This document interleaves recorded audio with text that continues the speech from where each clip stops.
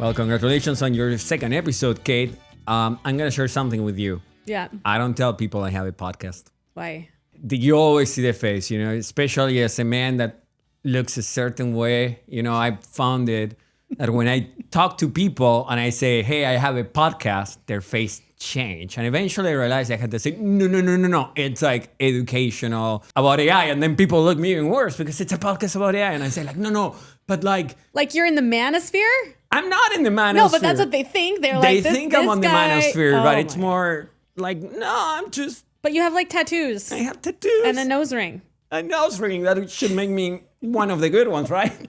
This is not a manosphere podcast. This is like a femisphere podcast, or at least on like my side of the couch. Your side, I'll be with It's a Juanosphere podcast, all about diversity, equity, and inclusion, though I'm Latino. But again, it's not a manosphere podcast, and I'm just happy to see you again. Yeah, there's a lot of men in our podcast. A lot of men, tech bros, parading around. Oh, you clearly missed season 2. In puffy vests, and strange sunglasses, which leads me to my first topic for you. Kate's first topic of the day. Let's see it. Well, there's a little book that I've been reading that I know you've been reading too. Empire of AI by Karen Hao. This is juicy, right? Like, I feel like in this industry, I love keeping up with the news, keeping up with the trends, because everything is so juicy all the time. There's always some sort of like corporate intrigue, or like people are going and hiring like 1,000 people from one company, or acqui-hiring another company. And it's just like, there's constant state of drama. So the book is Karen Hao. So she is basically a reporter who's been reporting on the AI industry, starting out with MIT for a really long time, like back into the teens, when all this stuff was super new. And she started to follow OpenAI when it was first founded as a partnership that included Elon Musk and other funders, really under the guise of, okay, we're not down with the fact that AI is being developed in these secretive labs. The name OpenAI essentially meant we want to open up the conversation, be a nonprofit status, and create AI that benefits humanity. Sounds good.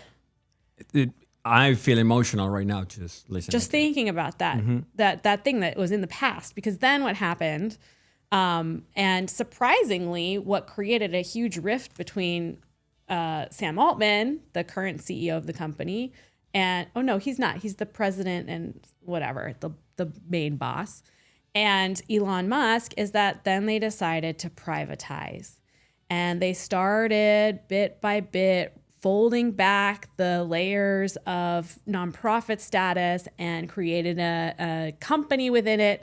And then now they are just like all the rest of the companies, the Googles, right? The Metas, the X's, all the for-profit labs that are building AI. So my question for you about this is, she paints a pretty stark picture. And I feel like human beings, we need like a binary. Like we attach ourselves to stories. We need a hero and a villain. So who are the heroes and villains in this story? And like, do you agree with that framing? I'll start agreeing and saying that's an excellent question, Kate. But I feel like you said, right, and we see it a lot, with AI and the way we communicate, the content that is being created, we sort of see, we all love storytelling. There's a reason we're talking. We're telling stories. We love sharing stories, especially if they get a little spicy or, with gossip. We love those even more.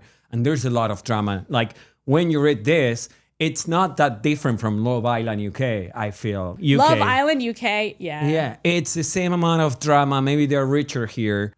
But it is something that catches your attention. Like I've been finding myself knowing I need to go to bed and still reading, because at the end of the day, it's sort of juicy gossip. I do think the framing of, the good ones, the bad ones makes a story easier to absorb. Now, if I understand your question, it's like if we're being hyperbolic or I don't know. It worked with me, like whatever she was doing. I do think you can definitely tell her opinion, but what would you do instead? That's sort of where I was questioning a little bit, is around, if she allowed bias to leak into her storytelling, I mean, it's hard to say that she did because she is a reporter and she has been following this space for decades. So, and she understands the context behind everything, but she really does frame OpenAI as like a villain in the story, that they are building an empire in which, right, the title, right, an empire in which all of the resources and the richness that is going to be yielded from this technology rises to the top and stays with those vested tech bros.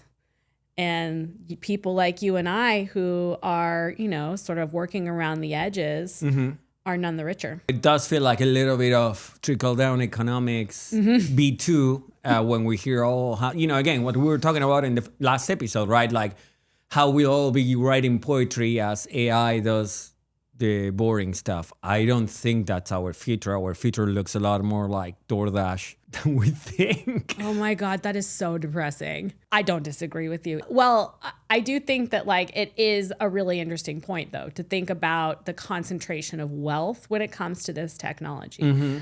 I mean, Meta, who went on a hiring spree because they realized that their AI lab was devoid of some of the highest talent that existed in the marketplace, went on a hiring spree and like hired all these people away from labs at like tens of millions, hundreds of millions of dollars.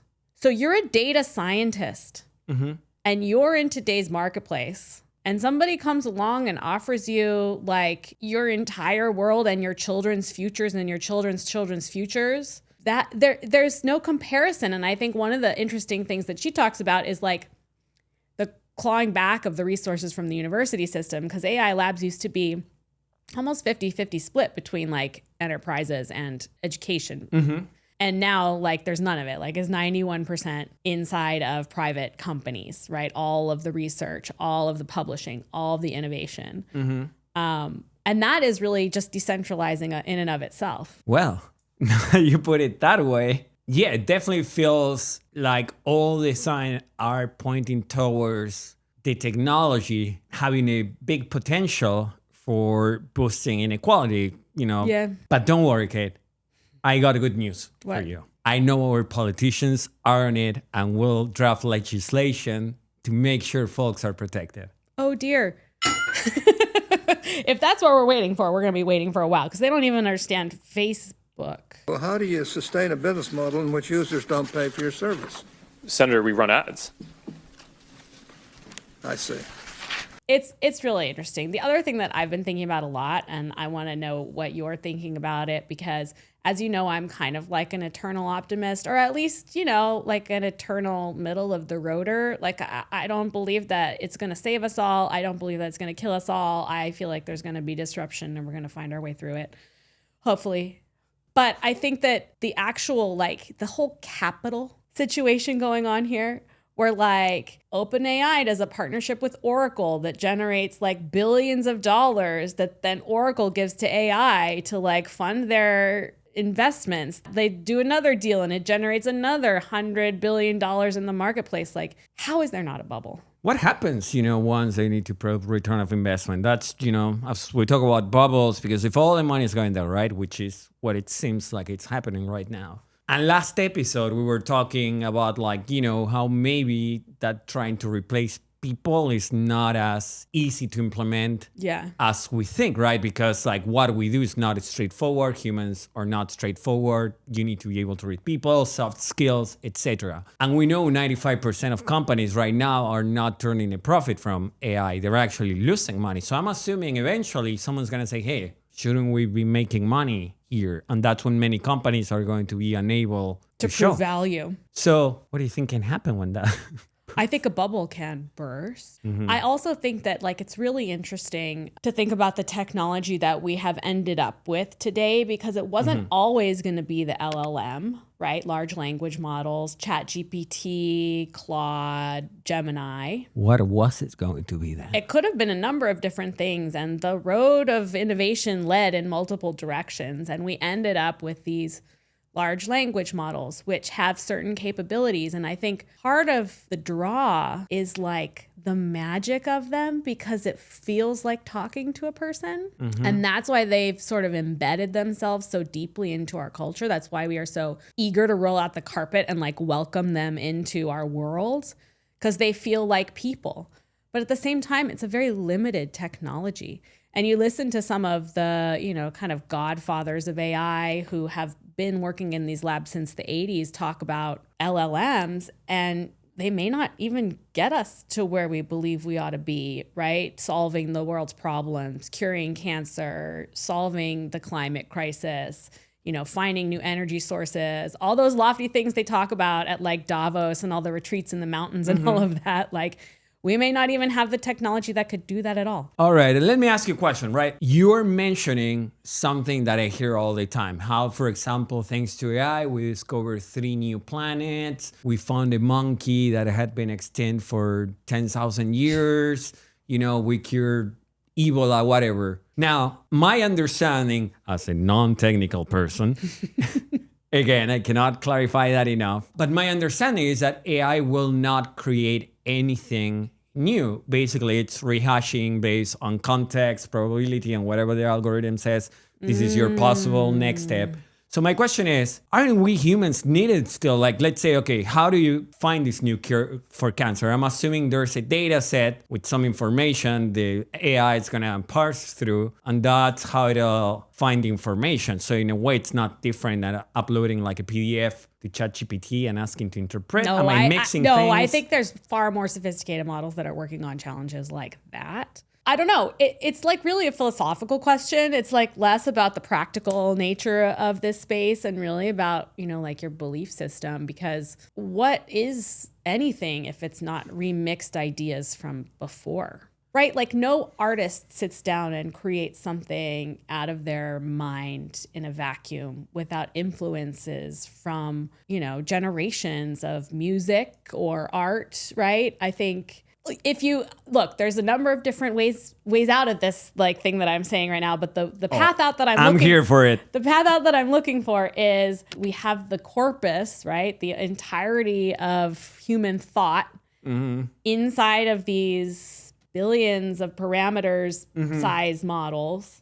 Isn't that the same as academia having all of that at their fingertips? Oh, that's like the question you're asking is literally every LinkedIn post ever. Like it's kind of giving me PTSD, but like I ask myself the same, right? Because we tend to give AI like human qualities, like it trains, it learns, it creates, when in reality it's pattern matching. It's pattern matching algorithm. Don't think it's a parrot, you know, like a stochastic parrot. What's the expression? Parrot, yeah, I don't even know how to pronounce it, but I love it. So salty. Yeah, it's salty. But smart.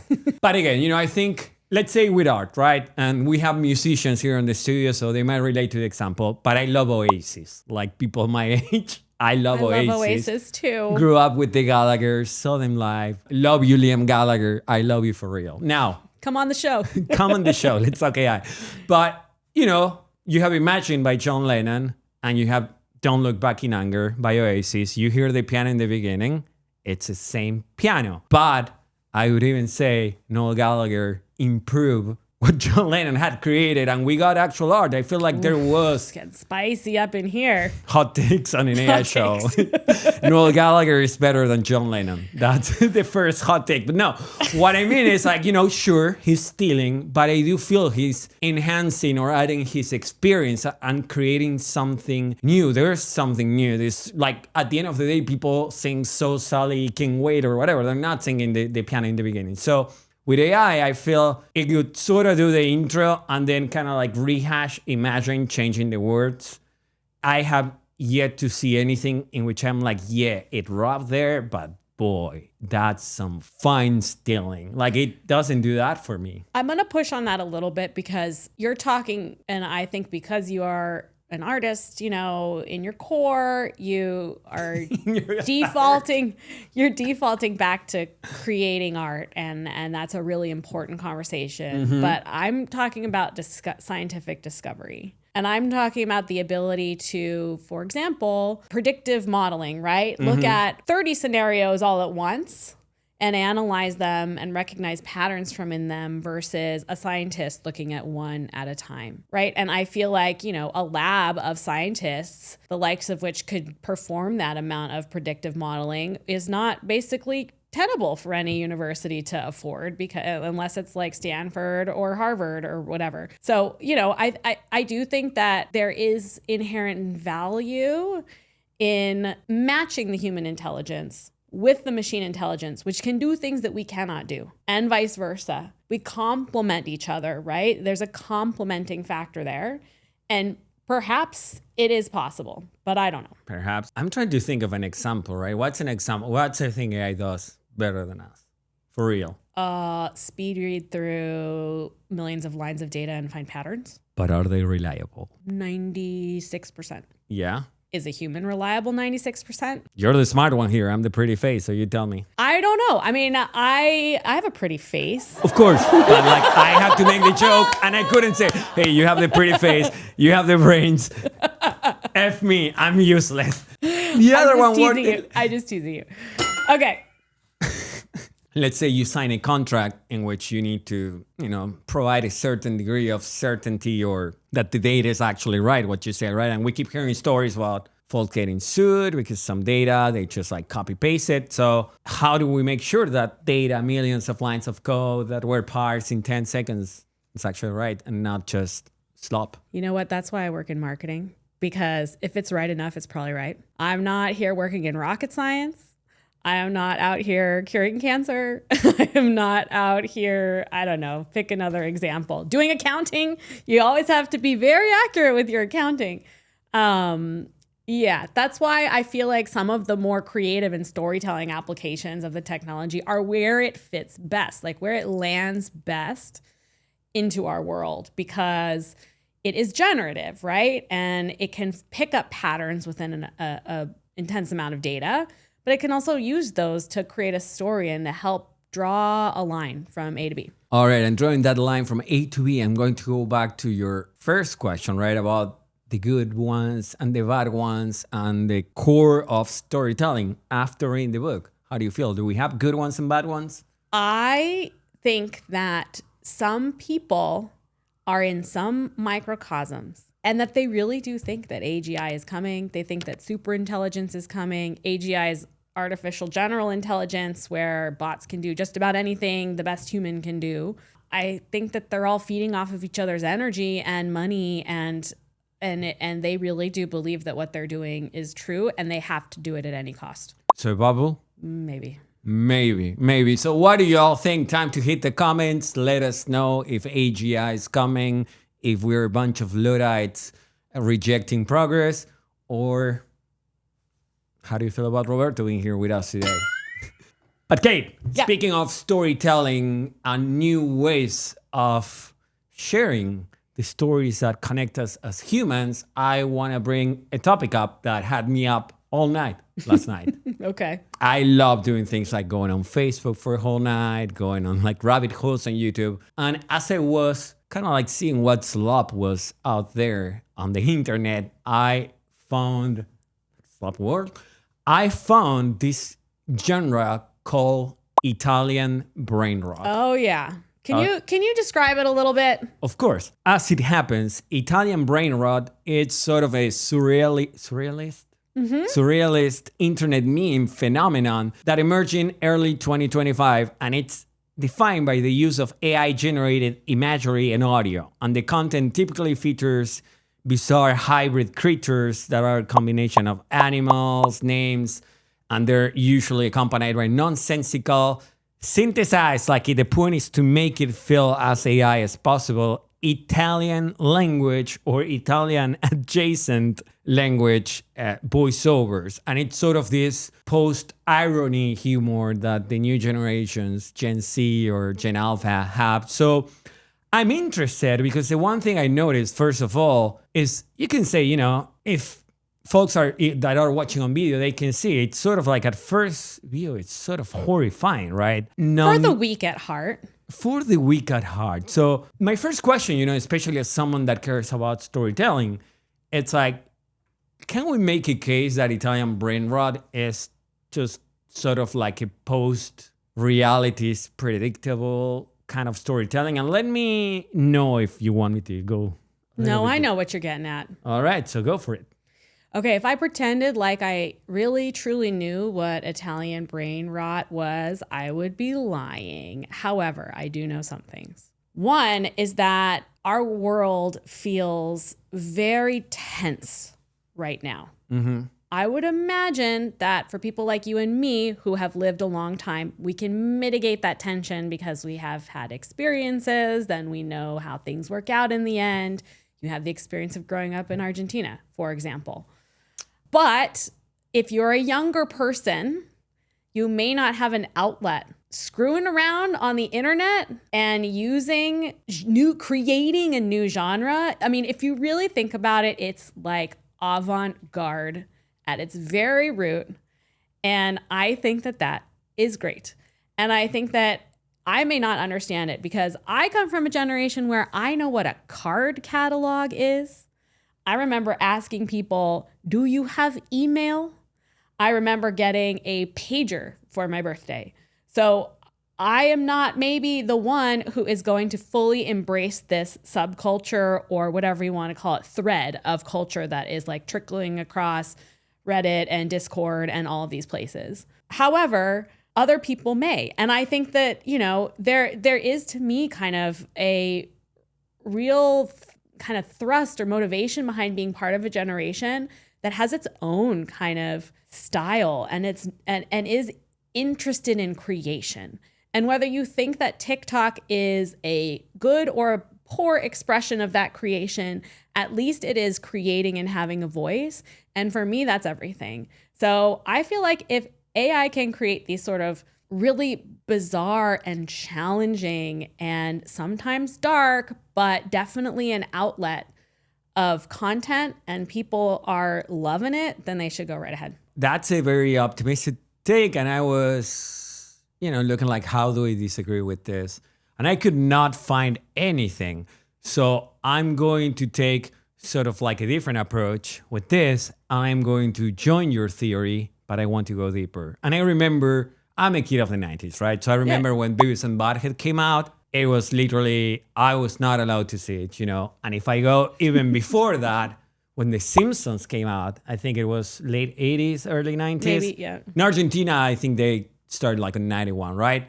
But I remember, Donna's how George Bush Sr. talking about The Simpsons and saying how they were like corrupting America and the Waltons or Daltons or whatever the show was. Daltons, yes, Waltons. Yeah. Waltons, they were like representative of American families. So now... Well, we've come a long way since then.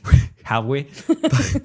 But anyway, my question is, okay, so I put myself in that mindset, right? Like my age, where I was like a millennial, which was the alpha of that time. And it did feel like it was disruptive. So in the way, it doesn't feel in that sense like much has changed. Well, my first reaction looking at Italian Brainrot can be like, what the hell is this? And we're doomed as society. What made you think we're doomed? Here's the thing, and maybe like to go deeper into Italian Brainrot, like nothing makes sense. Like if you think of it, like I think in the traditional way we consume stories, people our age, it's nonsensical. But if I put my Kate hat on, and I try to understand like what's the context, like we live in a reality when most things are not making sense right now. So agree. It makes sense. It makes sense. It makes sense for the context of the world we're in. So one of the dangers I see through this, right, it's that, for example, with this sort of like Italian-leaning nonsensical translations, many times these topics that are being discussed within the video, like with Brainrot, sometimes they won't express themselves in the best way regarding sensitive topics like, let's say, religion or bombings. So obviously there is a desensitization, right? When everything is a joke, it feels like nothing is a joke, I guess. Right. Like, how it's a joke until mean. people start taking it seriously, which is what usually happens with 4chan. Right. So as a mother now, if we can discuss that. Oh. I'm not a mother, so you're the only one in the place. Do I let my kids watch Italian Brainrot? Would you let them create Italian Brainrot? Well, they're 3 and 4. Kids grow fast. I don't think that they that they will have access to social media or AI for a very, very long time until more of that prefrontal cortex is formed and they're able to understand the media that they're consuming and interacting with. Mm-hmm. But I don't know. I think I'm a little bit like oddly progressive on this, where far be it for me to take it's play, right? It's risky play. And that is something that we talk about at the preschool level and early education. Kids are supposed to have risky play. They are supposed to feel the confidence to climb the tree and fall down and hurt themselves and get back up. And that's how you learn. And maybe those lessons weren't learned in the generation that is consuming and creating Italian brainrot. But to me, it's a little bit of a echo of that. And having the ability and the forum to be provocative, to be purely expressive, to be absurdist. Absurdism is not necessarily something you can just say it doesn't have a long context and history to it from an art history standpoint. I mean, I don't know. Look, maybe I'm giving it too much credit, but I feel like until I hear that something terrible has happened because of Italian brain rot, I'm going to be on the positivity train. And I'm glad that you asked. I was waiting for this moment. Oh, no. Don't burst my bubble. Of course I will. Oh, no. One thing that's happened with Italian brain rot is that now it's being co-opted not only in places like Roblox, or for example, they have their own trading cards in Italy, kind of like we had not the Sour Patch Kids. What's the other ones that were Garbage Pail Kids. The Garbage Pail Kids. Like we had that, but that's kind of cute. The thing is, Italian brain rot has now officially been co-opted by governments. For example, Viktor Orbán, I believe that's his name, has, for example, started using Italian brain rot as a way to communicate on TikTok. So we see how that content that a certain audience that will eventually vote is consuming, it's already being weaponized. Whether that's for a good cause or a bad cause, that's not for me to determine right now. But that's almost like saying the printing press is at fault for people creating propaganda posters in World War II. I mean, right? I don't know. I don't know. I don't know. I think look, very surface level understanding of this topic. Something to look into. I imagine people will have a lot to say about it if they want to get into the comments and talk about it. Please school us, because we may not be, as your elder millennial hosts on this podcast, we may not be the best experts to delve into this topic, but I definitely want to keep an eye on it because I think it's kind of a signal of something bubbling, which makes me intrigued and excited. Mm-hmm. And if you have any thoughts on Viktor Orbán using brain rot, let us know in the comments as well. Anyway. And stop generating. So I think we're done for today. I don't have anything else to say except we appreciate everybody watching. Anything you want to ask of them, you got them here. For the next 20 seconds, I think they stay with us. If you have any topics you'd like for us to cover, can you send them in, put them in the comments? It would be great to have a little bit more engagement and have some things from, listeners to interact with. Or if you're listening, you're probably like our friend at this point. This is podcast number 2. So just text me or Juan and let us know what you think. Mm-hmm. I have a new price rate for texting this year, so I'll share you on the description. Anyway, thank you, Roberto. Thank you, Roberto. Thank you, Juan. Hey, hey. Italian brain rot time. Tra-la-lero, tra-la-la.